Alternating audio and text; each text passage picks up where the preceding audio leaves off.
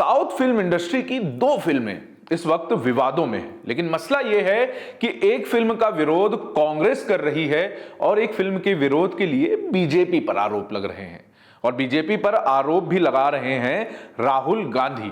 ये फिल्में हैं पराशक्ति और सुपरस्टार थलपति की जननायगन। और बात इतनी आगे बढ़ चुकी है कि मामला सुप्रीम कोर्ट तक पहुंच गया है। 13 जनवरी को राहुल गांधी ने प्रधानमंत्री नरेंद्र मोदी का नाम लेते हुए एक ट्वीट किया। ये पोस्ट थलपति विजय की फिल्म जननायगम के समर्थन में थी, जिसमें उन्होंने बीजेपी और प्रधानमंत्री नरेंद्र मोदी पर फिल्म की रिलीज को रोकने का आरोप लगाया। राहुल गांधी ने अपने पोस्ट में लिखा, सूचना एवं प्रसारण मंत्रालय यानी आईएनबी मिनिस्ट्री द्वारा जननायगन को रोकने की कोशिश तमिल संस्कृति पर हमला है। मोदी जी, आप तमिल जनता की आवाज को दबाने में कभी कामयाब नहीं होंगे।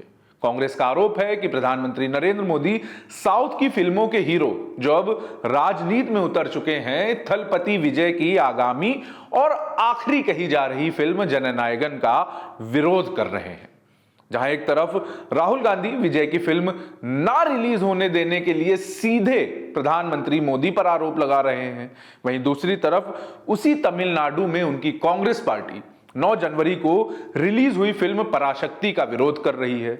14 जनवरी को दिल्ली में आयोजित एक कार्यक्रम में पराशक्ति फिल्म के स्टार्स ने प्रधानमंत्री नरेंद्र मोदी से मुलाकात भी की।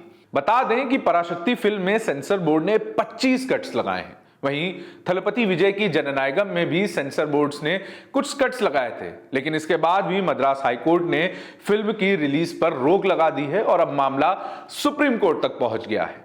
क्या है इन फिल्मों में जिसके चलते दोनों फिल्मों का विरोध हो रहा है, जानेंगे इस वीडियो में। नमस्कार, मेरा नाम है आर्यन मिश्रा और आप देख रहे हैं द रेड माइक। पहले बात रिलीज हो चुकी फिल्म पराशक्ति की करते हैं। पराशक्ति फिल्म पर विवाद क्यों? तमिलनाडु यूथ कांग्रेस ने एक्टर शिव कार्तिकेयन की हाल ही में रिलीज हुई फिल्म पराशक्ति पर प्रतिबंध लगाने की मांग की है। संगठन का आरोप है कि फिल्म में पूर्व प्रधानमंत्री इंदिरा गांधी से जुड़े ऐतिहासिक घटनाक्रमों को तोड़ मरोड़ कर दिखाया गया है। फिल्म 1960 के दशक पर बेस्ड है।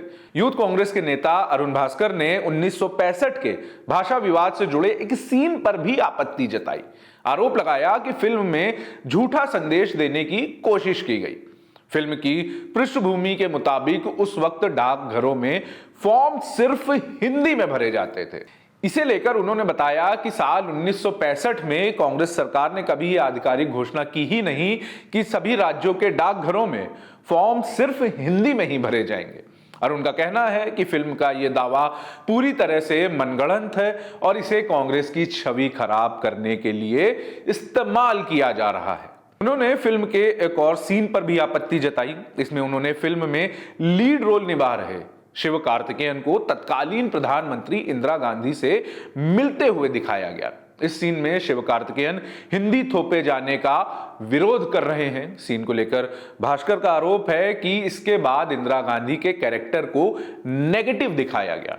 भास्कर ने दावा किया कि इंदिरा गांधी 12 फरवरी 1965 को ना ही कोयंबटूर गई थी, ना ही उनकी ऐसी कोई मुलाकात हुई। इसी के साथ फिल्म के एक और सीन पर भी आपत्ति जताई गई। उस सीन में इंदिरा गांधी के सामने एक ट्रेन जलाई जाती है और वो हिंदी भाषा के विरोध के खिलाफ हस्ताक्षर स्वीकार करती है। भास्कर के मुताबिक इतिहास में ऐसी कोई घटना कभी हुई ही नहीं। फिल्म के क्लाइमैक्स में भी इंदिरा गांधी, लाल बहादुर शास्त्री और के कामराज की असली तस्वीरें दिखाई गई हैं और कांग्रेस पर तमिलनाडु के कोयंबटूर शहर स्थित पोलाची में 200 से ज्यादा तमिल लोगों की गोली मारकर हत्या करने के आरोप लगाए हैं। उनका दावा है कि इन गंभीर आरोप के समर्थन में कोई भी सबूत मौजूद नहीं है। ये तो हो गई पराशक्ति पर गहराए विवाद की बात। अब बात करते हैं थलपति विजय की फिल्म जननायगन की। यह फिल्म 9 जनवरी को रिलीज होनी थी, लेकिन विवादों के चलते अब तक फिल्म की रिलीज फंसी हुई है। दिसंबर 2025 में सेंसर बोर्ड यानी सीबीएफसी के चेन्नई ऑफिस की एक कमेटी ने फिल्म को रिव्यू किया और कुछ बदलावों यानी कट्स के साथ यूए 16+ सर्टिफिकेट देने की सलाह दी। फिल्म मेकर्स भी इन बदलावों के लिए राजी हो गए।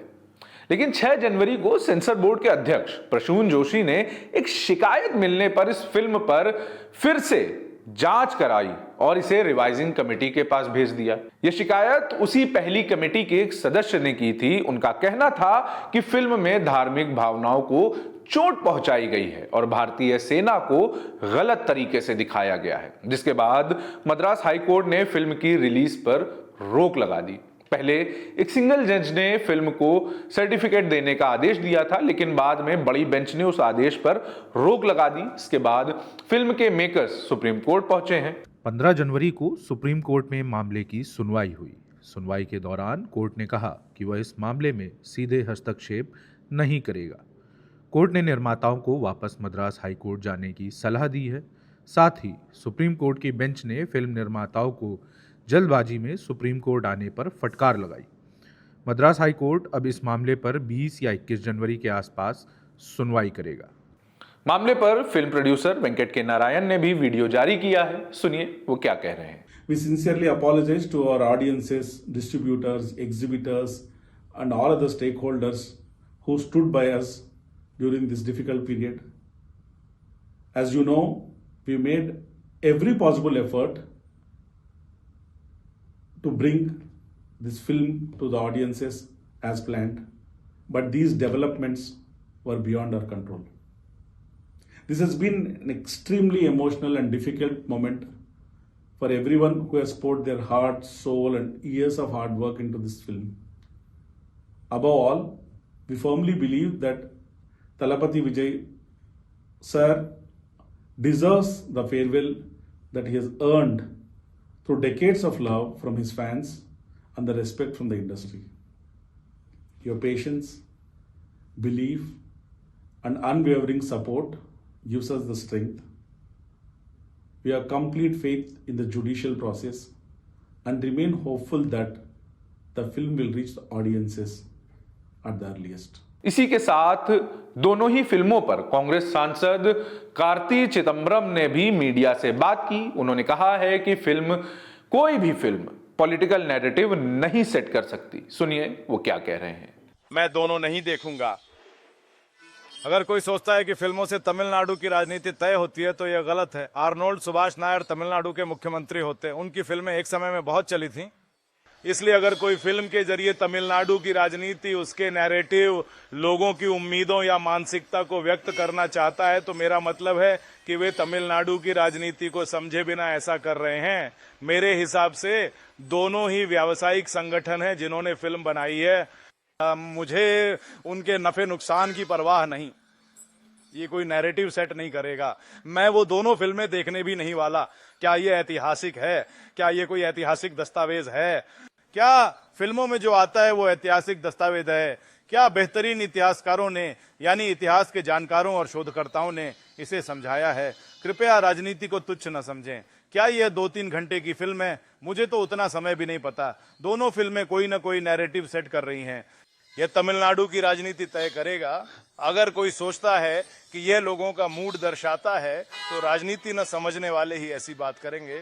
बता दें कि हाल ही में एक्टर विजय ने राजनीति में कदम रखने का फैसला किया है। उन्होंने अपनी एक पार्टी तमिलगा वेट्री कागजम भी बनाई है और उनसे 13 जनवरी को ही दिल्ली में सीबीआई ने बुलाकर लंबी पूछताछ की है। सूत्र ये भी बताते हैं कि सुपरस्टार विजय और कांग्रेस के बीच आने वाले तमिलनाडु विधानसभा चुनाव में कोई समझौता भी हो सकता है। यह खबर यहीं तक। मामले से जुड़े और जो अपडेट्स होंगे हम आप तक लाते रहेंगे। देखते रहिए द रेड माइक।